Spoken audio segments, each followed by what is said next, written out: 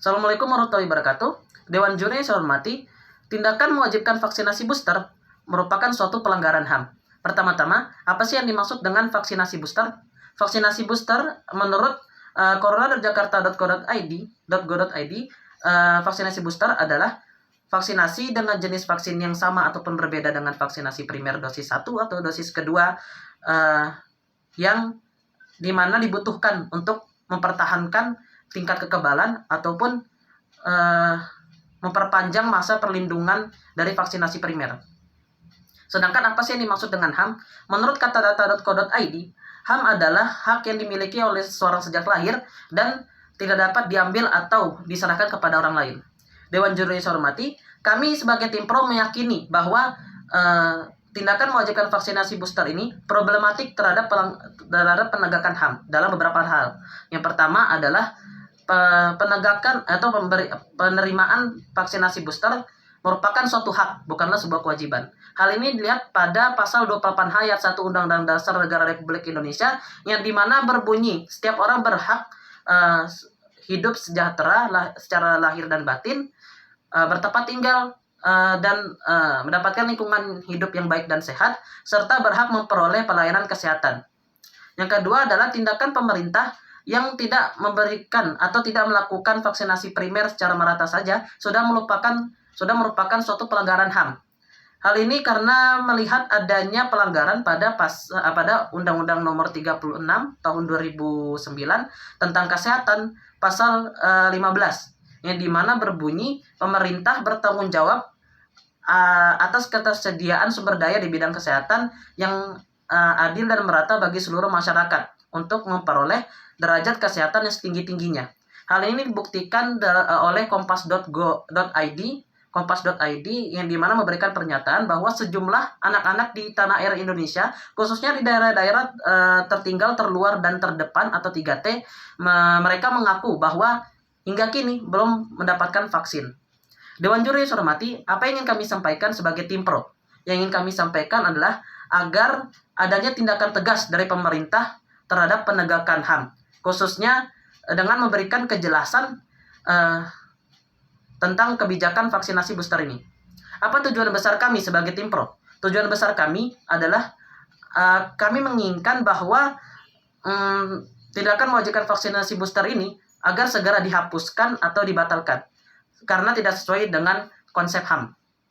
Nah, Dewan Juri saya hormati, 3 hal yang akan kami sampaikan. Tapi sebelum itu, izinkan kami untuk menyampaikan disclaimer. Disclaimer kami adalah kami memperlakukan argumen ini hanya kepada bidang sosial ekonomi dan juga penegakan HAM. Sehingga tim kontra tidak dapat menyerang kami dengan berargumen dalam pandangan medis. Karena kami hanya menitik beratkan argumen kami hanya kepada sosial ekonomi dan juga penegakan HAM. Nah, kami melihat bahwa vaksinasi booster ini tidak hanya berpengaruh pada penegakan HAM, tapi juga berpengaruh pada sosial ekonomi masyarakat. Karena beberapa masyarakat tidak memiliki status ekonomi yang cukup. Karena beberapa vaksinasi booster itu tidak diselenggarakan secara gratis atau percuma.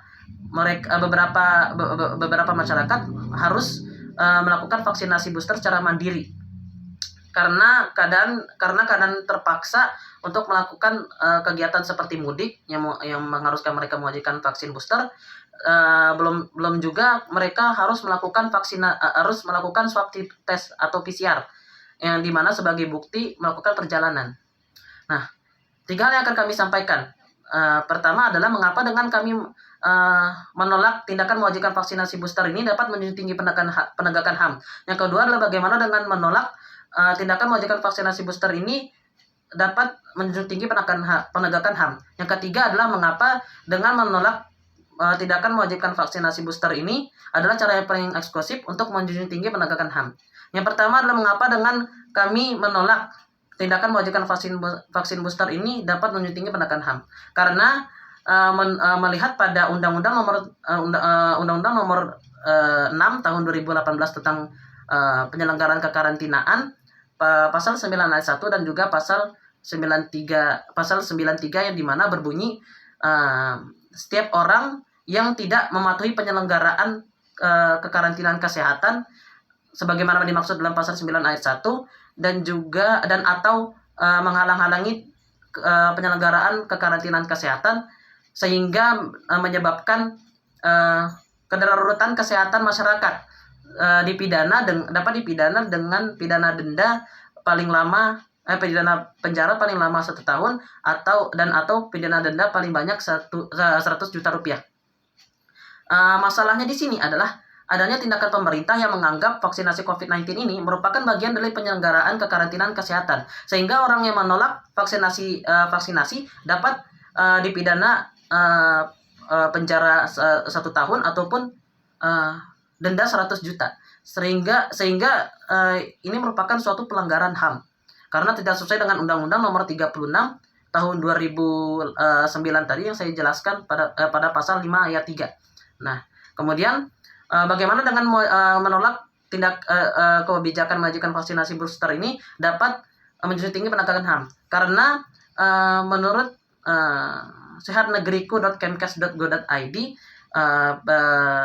hingga tanggal 6 Oktober tahun 2021 penerima vaksin dosis pertama adalah sebesar 48,11% atau 100.186.791 jiwa, dan penerima vaksin dosis kedua adalah sebesar 27,62% atau sebesar 57.520.636 jiwa. Sedangkan penerima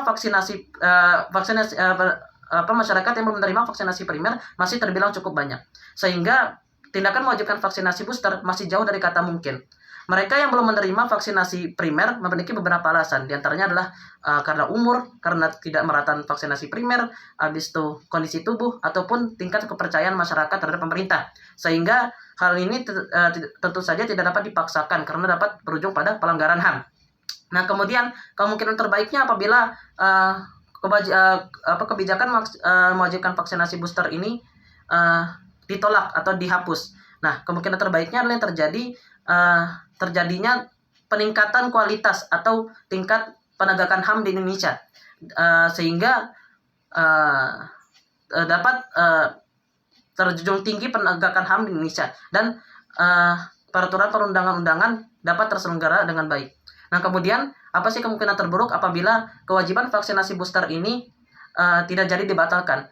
Adalah yang pertama, akan menurunkan kualitas penegakan HAM di Indonesia, kemudian akan menyebabkan Indonesia menjadi cenderung komunis atau sosialis, kemudian dapat terabaikannya peraturan yang berlaku di Indonesia. Yang ketiga adalah mengapa dengan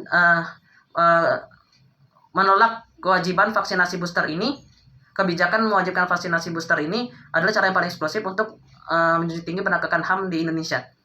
Karena menurut Policy Brief WHO halaman 4 di mana menyatakan bahwa WHO lebih menekankan agar pemerintah di seluruh dunia terlebih dahulu menggunakan diskusi atau argumen untuk mendorong vaksinasi yang bersifat sukarela dan sebelum mengatur tentang kewajiban vaksinasi. Ini tentu saja sejalan dengan Pancasila sila keempat, yaitu kerakyatan yang dipimpin oleh hikmat, kebijaksanaan dalam permusyawaratan perwakilan, sehingga semua hak dapat tercukupi dan penegakan HAM dapat terjaga.